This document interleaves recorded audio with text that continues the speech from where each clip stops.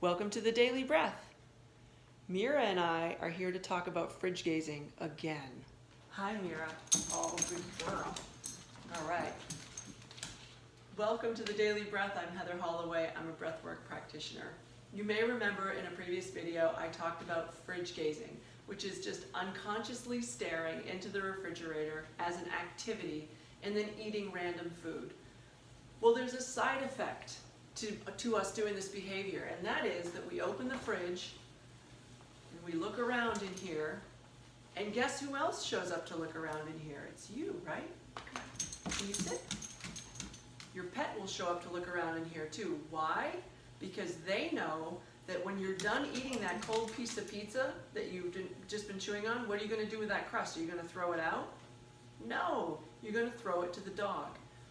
As an aside, something to know, a crust of pizza to a 30-pound dog is about the equivalent of 2.5 cheeseburgers to us.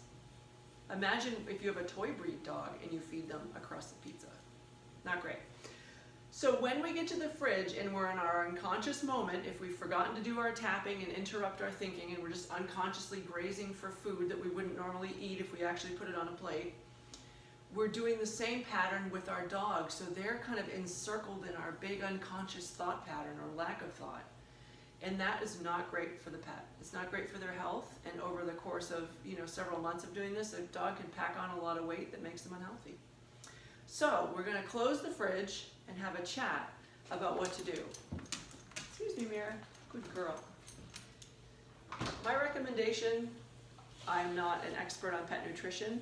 However, I think if you have pets that are designed for your dog, if you have treats, that are designed for your dog, that's much better than feeding them out of the fridge. It's important to ask a couple questions before we feed the dog who is staring at us with their giant eyes, or the cat, hoping that that's going to seduce us into giving them a treat. So I'm going to take a breath and just take a moment and ground myself and look at my pet. So I'm going to look at Mira. Hi, Mira. You're so good.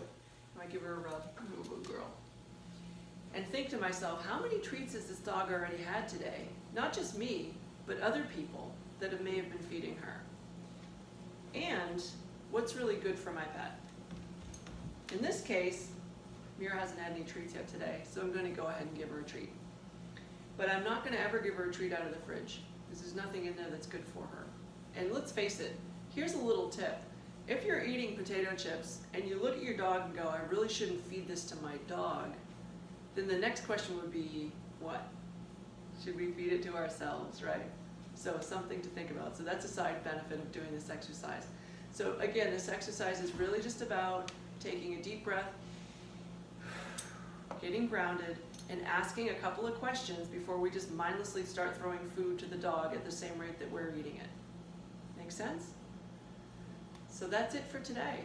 I hope this little tip was helpful, and I want you to remember that I believe in you, and we're going to get through this together. I know being in quarantine is really hard and can be really challenging, but we will be okay on the other side.